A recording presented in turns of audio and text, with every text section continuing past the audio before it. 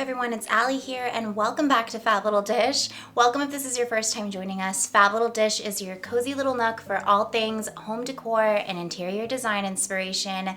And today is going to be a very special journey as we decorate my living room together. If you have been following my latest summer decorating adventures, I have been slowly working on revamping my 1931 apartment, and I'm turning it into my very own French Victorian cottage. So I'm referring to it as that because it's very Victorian inspired.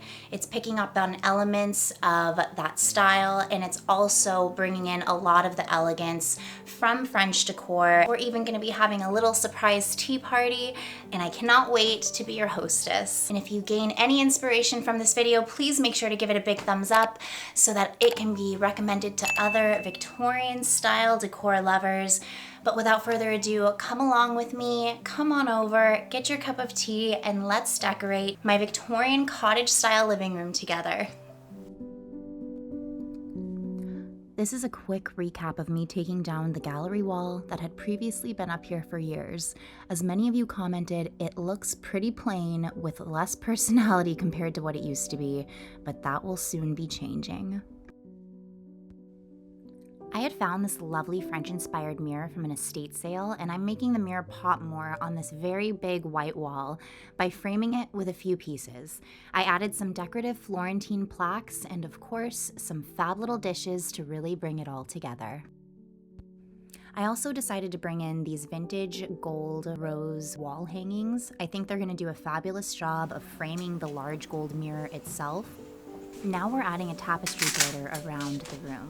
I purchased these panels from an estate sale, and there were about 5 large panels in a bag for $5, so that's what I'll be using here to bring in some coziness, warmth, and as an additional way to bring color to the base of the walls. I'm using this sticky molding. I found that the adhesive on here is perfect and it really holds the fabric onto the walls. I'm bringing back some of the paintings that I had originally taken down, but I'm forming little themes and groupings of paintings, all reflecting the same subject. Now for my favorite piece to style in here, my little display hutch. I'm pulling my most French and golden accent pieces to pull together an elegant maximalist display that makes you feel like you're sitting in a Victorian cottage parlor.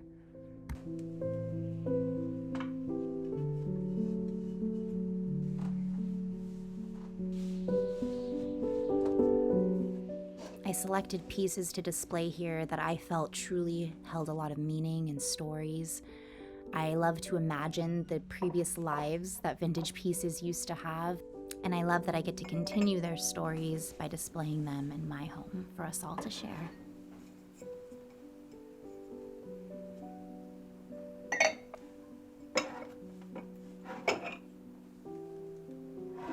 And I did use this chance to pull all of my blue and white French figurines on a single shelf to really create an impact and let them shine.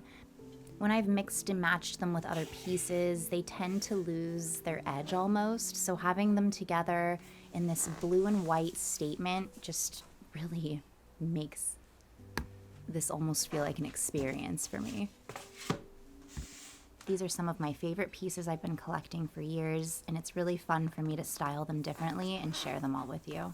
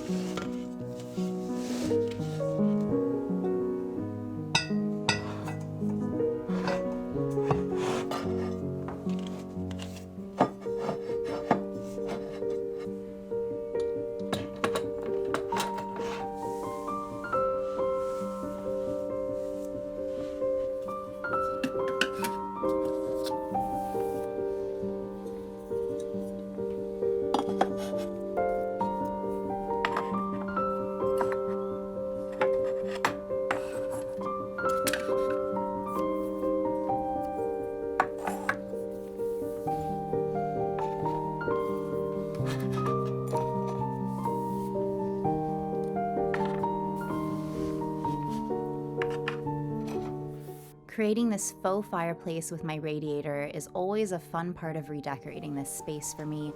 Until I find another fireplace around, this is the perfect little touch for this corner. The art gallery theme I chose here is specific to houses and homes. There is a large oil painting of a plantation house I visited in Louisiana. There's a picture hanging of a Gilded Age mansion I just visited and toured in New York. Also make sure to check that video out. And I tried to create little Victorian moments surrounding each painting.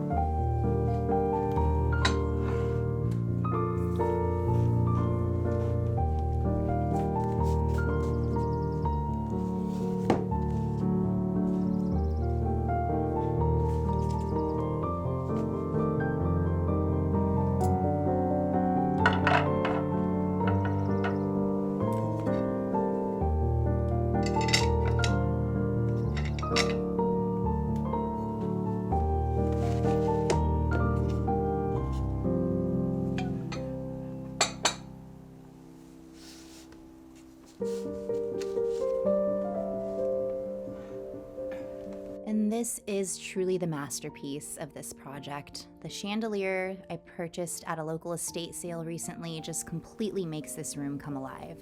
Miles and his friend hung it up for me, so I can't take credit for that part. It was quite the task, but I did clean all of the crystals and I'm rehanging them here. In my last living room decorating video, a viewer kindly pointed out to me the riskiness of having two mirrors facing one another. It definitely was creating some kind of a spiritual off balance in the room, so thank you for that call out. And this wallpaper was the perfect touch to cover up a mirror behind the secret little door. I managed to sneak in a quick little thrifted DIY project. I found this piece at a Goodwill about a year ago and never had a place for it. I just painted this little section gold here, and I'm going to put a piece of that same wallpaper we just used to cover up the mirror, because even just that small detail of having two of the same patterns on pieces in a room will help bring balance and symmetry to the space.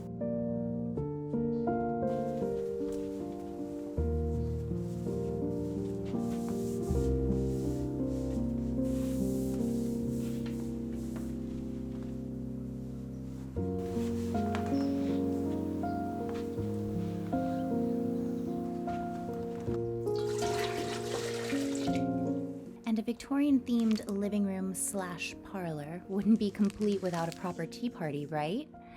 This servingware and teacups were my grandmother's, and this is the first time I've actually ever used them. They're so gorgeous. On the menu, we're serving a classic Victorian Tea Party spread. Mini cucumber sandwiches, Madeleine cookies, lemon bars, and some French macarons for this French Victorian cottage, and of course, some tea. To make these classic tea sandwiches, you'll just need a few ingredients: white sliced bread, 1 English cucumber, softened butter, and salt and pepper. First, slice the cucumber into thin slices.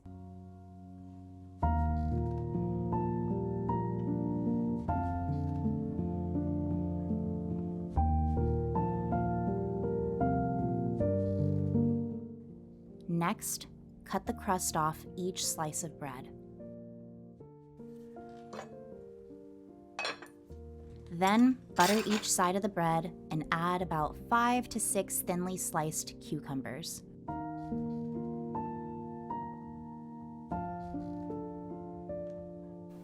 Sprinkle with salt and pepper and cut into either small triangles or squares. And there you go. Simple as that.